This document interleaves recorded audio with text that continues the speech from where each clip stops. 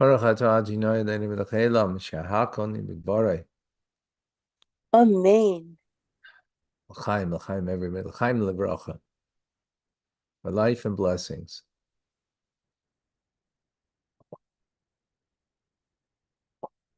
Oh,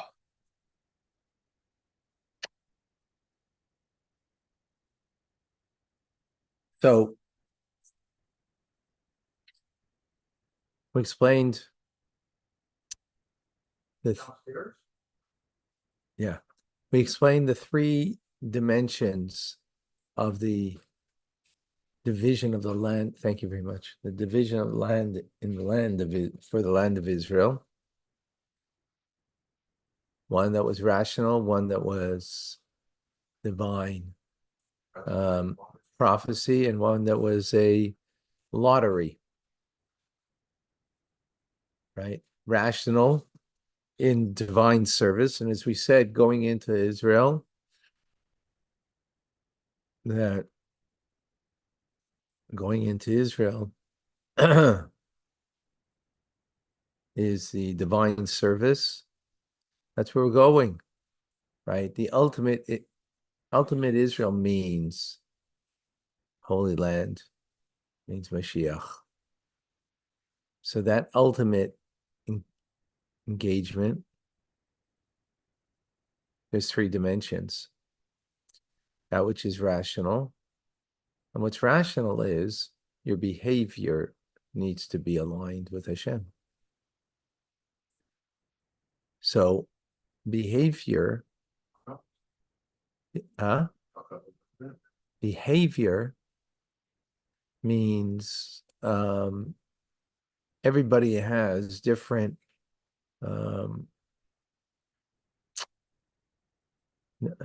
what's the word I'm looking for? Different opportunities, different capacities, right? Different capacity. So, some people are just a whirlwind of goodness and kindness. There's someone I know he's just like, he's always in the middle of a conversation with anybody who comes in contact with, because he's always doing something good. So with me, he was in the middle of a conversation. He met this woman that wanted, to come closer to Judaism, wanted to learn. So he, he gave me her number to give her a call. So have you been in touch with her? It's just a whirlwind of, and whether that's his nature, whether that's nurture, whatever, doesn't matter. The fact is that he's just very, engaged, very involved, very, caring. And so his actions are going to be more than some other person, right? Than another person. So everybody has what they're, more or this, less of that. And, he's not he's a, pre-1A school teacher. So he's not teaching adults, a Hasidic discourse. Okay, because he's more in this and he's less in that. Doesn't matter. All of that needs to be used out in the actions and the engagements. He's, of the individual. Then you have in us the divine prophecy in us. Divine prophecy, it comes to a person when they're inner being, right? What we just expressed is not your inner being, your actions, your conversations, your cogitated willful thought. That's your outer being. That's your garments, right? Then there's your inner person. Your inner person, well, that's where people have prophecy when their inner being is truly aligned. And that will be aligned with Chachma all the way down to Malchus, right? Meaning the 10 divine attributes that Hashem has that are blown into us. It's a part of us that is aligned. That's the inner being.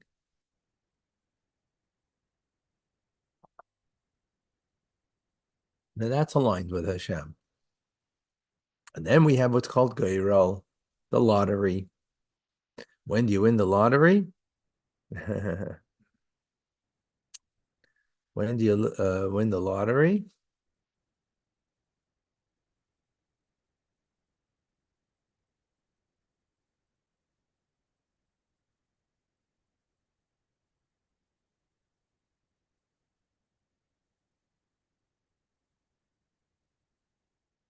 When do you win the lottery?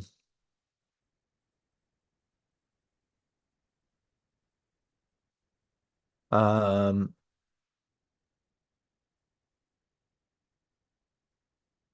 you win the lottery because the lottery is something beyond you, right?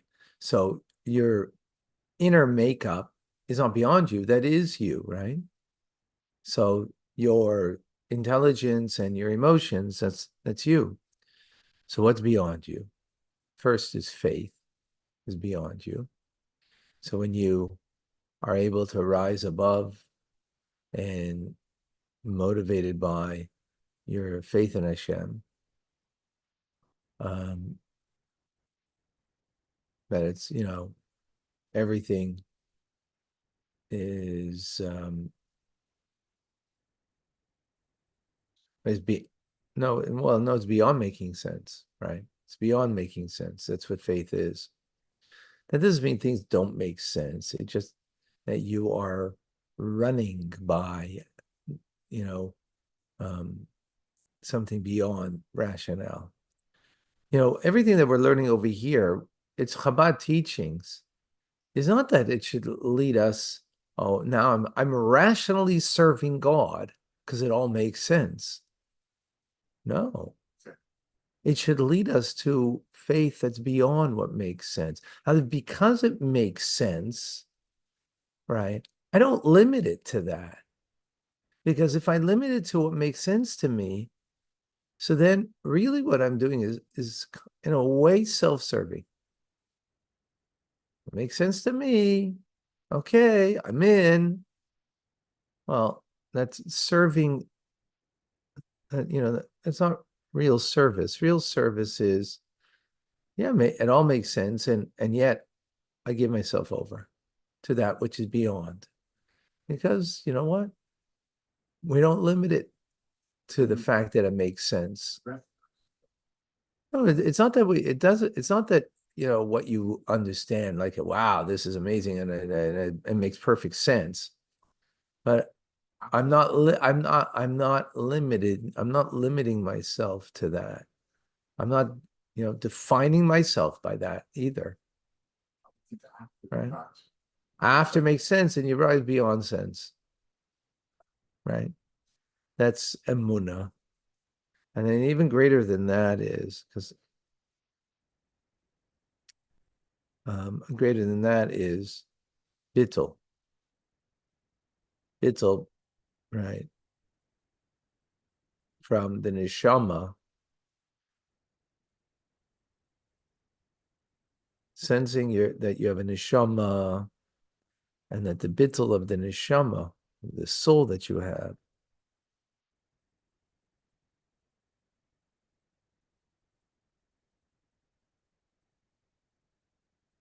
there's a certainty. So it's interesting. When it makes sense, by the way, you're never truly certain because logic and rationale, as the Talmud, I forget who was in the. I don't remember who was. I don't know if it's Reb Shimon Bar Yochai. I don't remember what.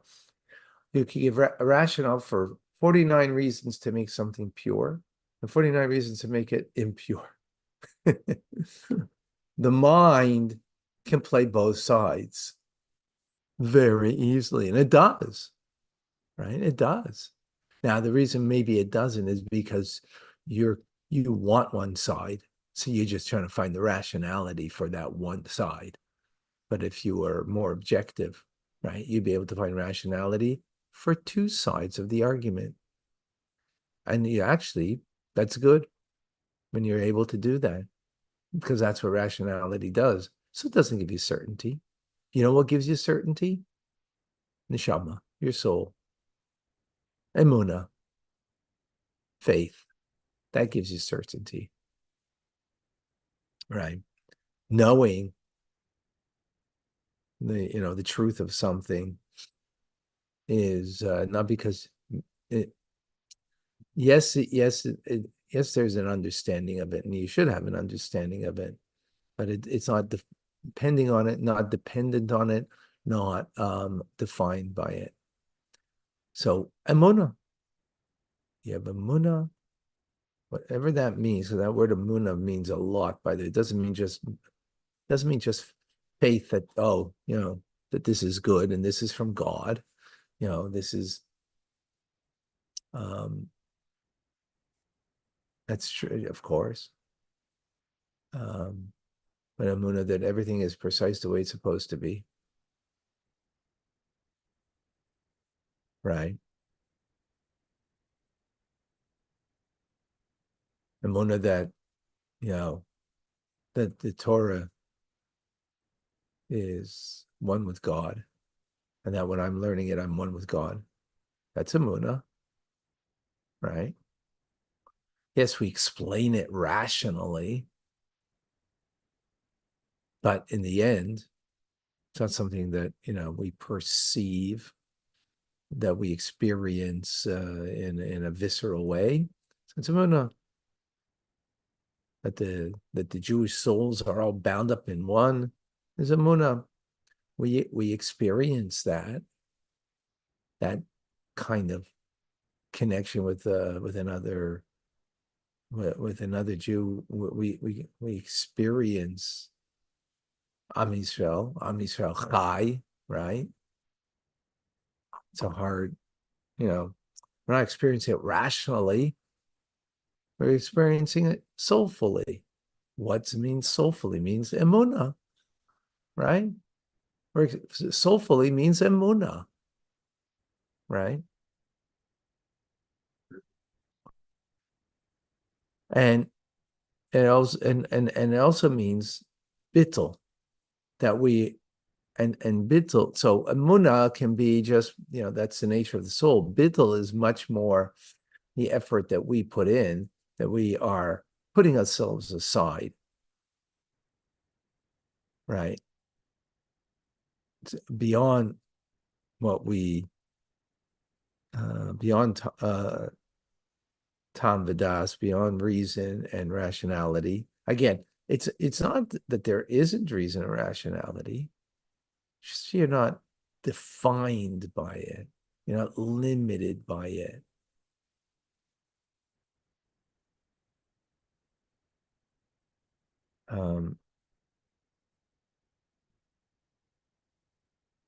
And as a result, there's no question on the path that you're taking, right? On that level, there's no question that the path that you're taking, that it's complete goodness, and even more so that you will be able to see the fruits of your efforts on the path that you're taking. That's like also not necessarily. Often speaking with someone yesterday who was going through challenges and difficulties. Would do good if he would come to learn, but whatever. I mean, he doesn't live here in Montreal. Doesn't matter who. But so I plant a seed in this person. Explain the idea of planting a seed. So here on this level of girl, when you give yourself over beyond the human condition of rationality, right?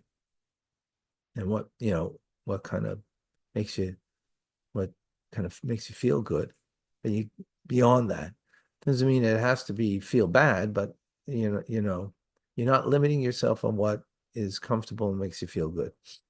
So then you will be on the right path. Right? You'll be on the right path. Something that's good, that not only be on the right path, but not necessarily do you see the fruits of your labor in your life, but you will when you are living in such a way that will be revealed by the person. Ach b'gerul yachalik his aretz. That through the gerul, through the lottery, and we're talking about this the third level, right, of lottery, meaning it's beyond, right, beyond me, beyond the human condition, beyond reason and rationality. Then I'll have a part of the land, right? That's how the division of the land, meaning I'll see the fruit. It'll bear fruit in my soul within a body, meaning in my lifetime. If we lead our lives this way. Wow.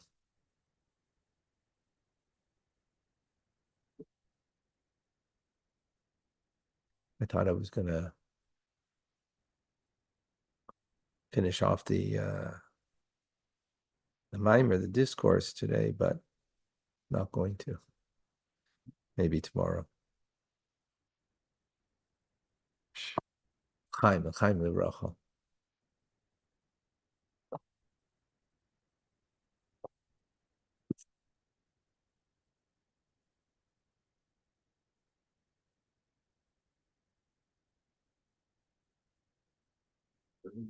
Me wake up at 5 a.m. Huh? Does not make sense, me waking up at 5 a.m. Beyond me. So you can do it either one of two ways. The emunah as a Jew that you have is, this is what God needs from, or you could be more mindful and like, and you're putting aside what makes sense in order to do what God,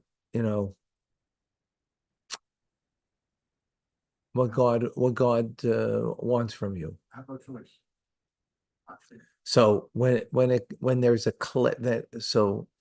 that's the point. It should come to a clarity where there is no choice, where you have a choice, and the choice is, I have no choice.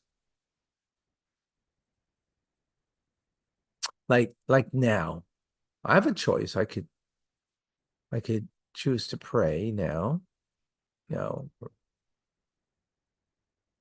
and the truth is,